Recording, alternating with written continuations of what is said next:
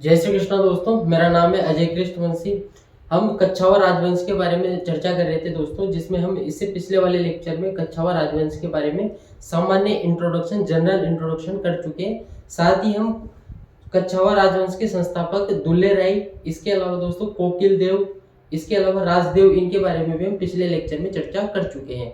अब दोस्तों इस लेक्चर से हम सिक्वेंसली यानी कि क्रमबद्ध तरीके से कच्छावा राजवंश के बारे में अध्ययन करेंगे, जैसे हमने मेवाड़ के गोइल वंश के बारे में किया था।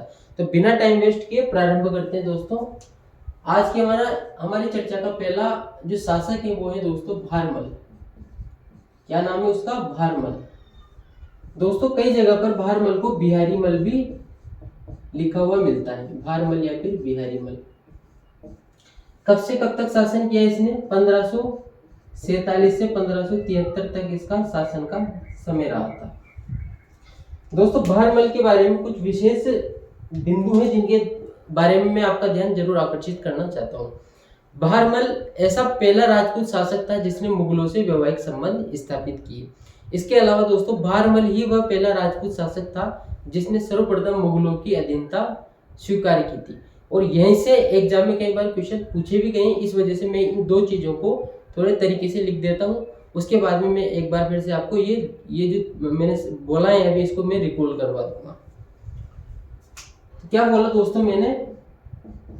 फर्स्ट राजपूत शासक, पहला राजपूत शासक है ये, फर्स्ट राजपूत शासक जिसने क्या किया? मुगलों से वैवाहिक संबंध स्थापित किए, मुगलों से वैवाहिक संबंध स्थापित किए, वैवाहिक संबंध स्थापित किए। दोस्तों भारमल की पुत्री थी जिसका नाम मिलता है कई जगह पर हरकूबाई, हरकूबाई। कुछ जगह पर दोस्तों इसको शाहीबाई भी मिल जाता है, इसका नाम शाहीबाई। और कुछ जगह पर इसका नाम मानमती भी मिल जाता है। क्या मिल जाता है? मानमती भी मिल जाता है। भारमल की पुत्री जिसका नाम हरकूबाई या फिर शाहीबाई या फिर मानमती मिलता है, लेकिन दोस्तों जोधाबाई नहीं मिलता है। तो जैसे आपने वो मूवी देखी होगी जोधा अकबर, लेकिन एक तथ्य जो मैं आपको बताना चाहता हूँ, इतिहासकारों के अनुसार जोधाबाई नाम से भारमल की किसी भी पुत्री का जिक्र नहीं मिलता है। वो जो जिससे अकबर की शादी हुई थी उसका नाम या तो हरकूबाई रहा होगा या फिर शाहीबाई या फिर मानमती है। भारमल ने अपनी पुत्री हरकूबाई का विवाह अकबर के साथ कर दिया। इसका विवाह किसके साथ कर दिया? अकबर के साथ कर दिया। ये तीन नहीं है, एक ही है, अकबर के साथ किया।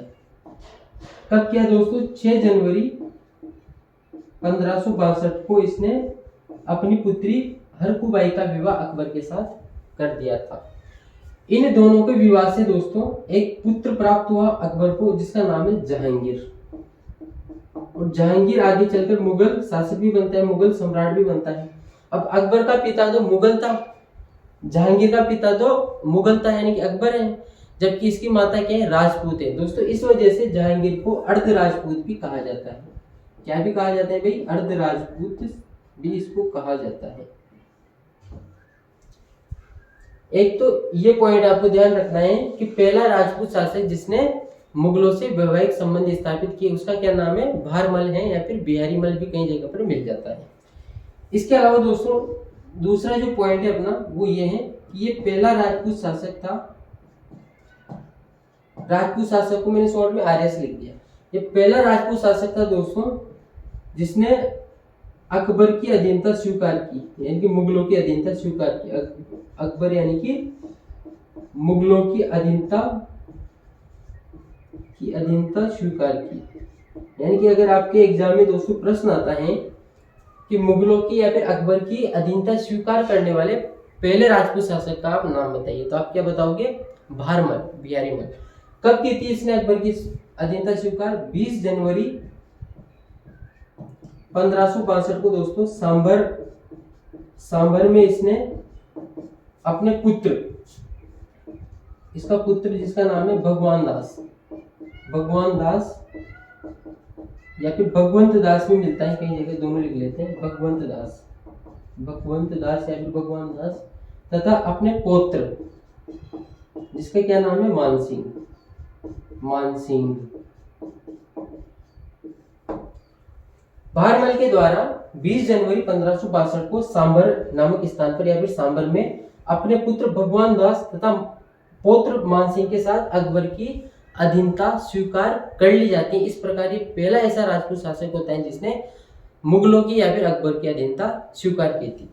दोस्तों अकबर की और इसकी मुलाकात कैसे होती है, तो दिसंबर 1556 की बात है, जब एक व्यक्ति का नाम आता है दोस्तों, उसका नाम है मजनू खां या फिर मजनू खां, और कई जगह पर इसका नाम चगताई खां भी मिलता है, चगताई खां, दोनों नाम याद रख लेना। दिसंबर 1556 में मजनू खां या फिर चगताई खां के द्वारा अकबर तथा भारमल की मित्रता करवाई जाती है।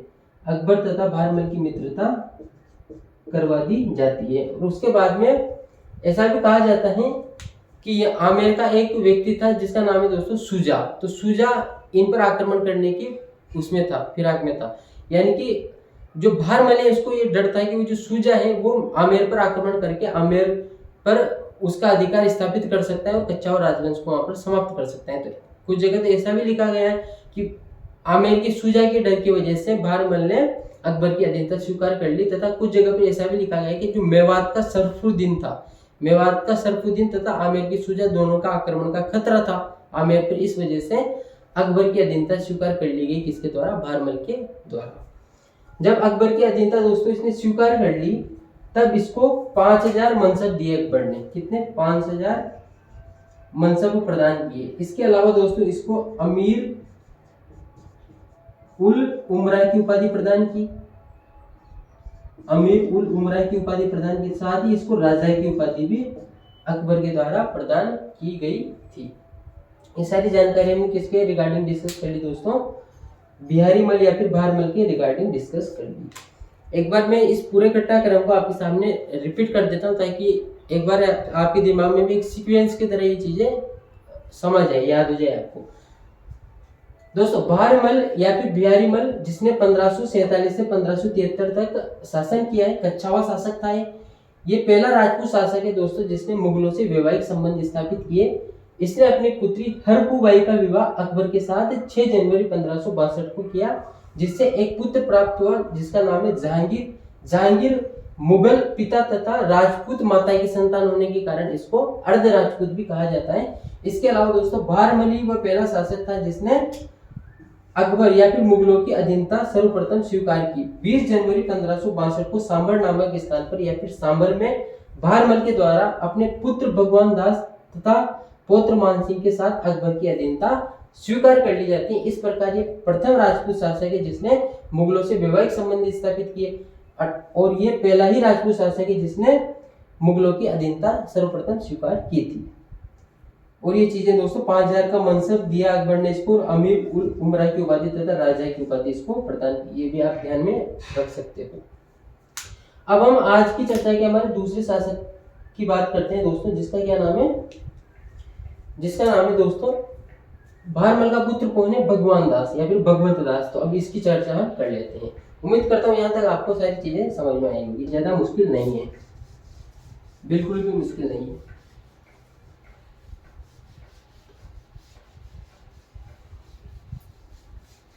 जिंदगी एक सफर है सुहाना, कल क्या हो ये किसने जाना। जिंदगी एक सफर है सुहाना, कल क्या हो ये किसने जाना। भगवंत दास या फिर दोस्तों कई जगह पर इसका नाम भगवान दास भी मिलता है, भगवान दास। अब इसकी हम चर्चा कर लेते हैं। इसने शासन किया दोस्तों 1573 से 1589 तक इसका शासन रहा। अब वो बात तो हमने थोड़ी देर पहले डिस्कस कर ली, तो बार बार इसको रिपीट करने से भी क्या फायदा है कि इसने 20 जनवरी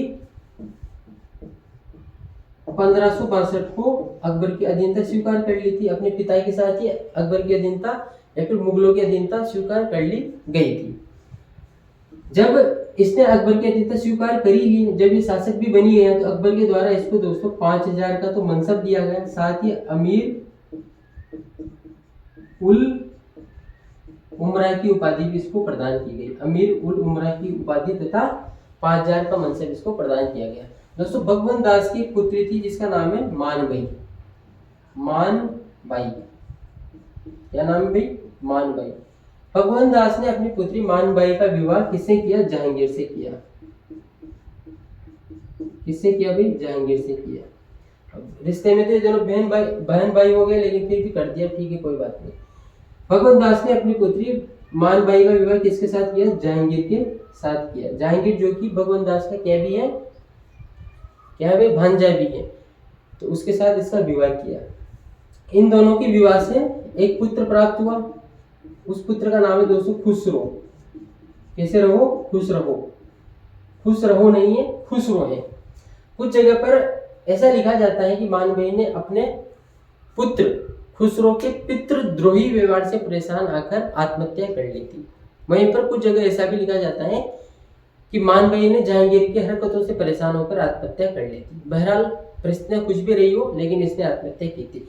लेकिन दोस्तों अगर हम ऑथेंटिक किताब की बात करें, राजस्थान हिंदी ग्रंथ अकादमी की अगर हम बात करें, तो राजस्थान हिंदी ग्रंथ अकादमी के अनुसार मानबाई ने अपने पुत्र खुसरो के पितृद्रोही व्यवहार से परेशान होकर सुसाइड या फिर आत्महत्या कर ली थी। तो इसने क्या किया?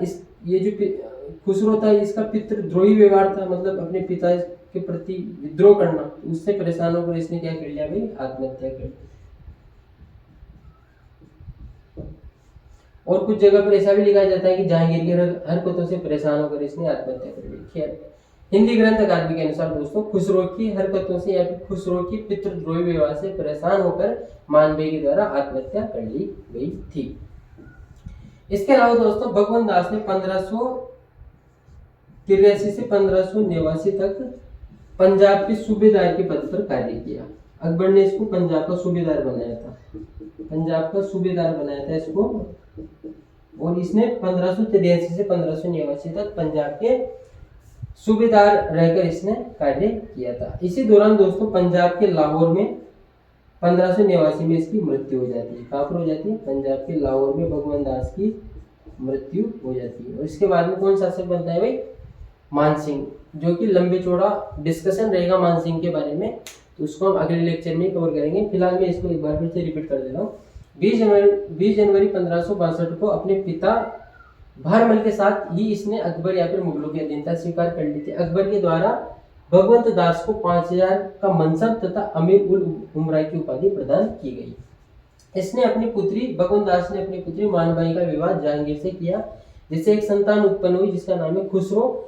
खुसरो के पितृद्रोही व्यवहार से परेशान होकर मानबाई ने आत्महत्या कर ली। हिंदी ग्रंथ अकादमी के अनुसार भगवंत दास या फिर भगवंत दास ने 1583 से 1589 तक पंजाब के सूबेदार के पद पर भी कार्य किया। पंजाब का सूबेदार रहा है। इसी दौरान 1589 में पंजाब के लाहौर में इसकी मृत्यु हो जाती है। तो दोस्तों आज हमारी चर्चा का विषय केवल 2 कच्छावा शासक रहे, जिसमें से एक रहा है भारमल, दूसरा रहा है भगवंत दास। भारमल के रिगार्डिंग अपने को कुछ चीजें जो विशेष हैं वो ध्यान में रखनी है। इसी पहला राजपूत शासक जिसने मुगलों से वैवाहिक संबंध स्थापित किए, पहला राजपूत शासक जिसने मुगलों की अधीनता स्वीकार की। तो 2 बातें विशेष रूप से आपको ध्यान में रखनी है। बाकी इसके बारे में मैंने आपको जनरल इंट्रोडक्शन दे दिया। मानबाई के बारे में आप विशेष जानकारियां ध्यान में रख सकते हो। उम्मीद करता हूं दोस्तों ये जो पर्टिकुलर क्लास है आप सबकी कॉम्पिटिटिव एग्जाम में निश्चित तौर पर आपको फायदा हो जाएगी। अगर लेक्चर को आपने शुरू से अंत तक देखा है तो थैंक यू वेरी मच, धन्यवाद। इसके बाद में दोस्तों हमारी मुलाकात होती है नेक्स्ट क्लास में, जब हम राजा मानसिंह के बारे में चर्चा करेंगे। धन्यवाद।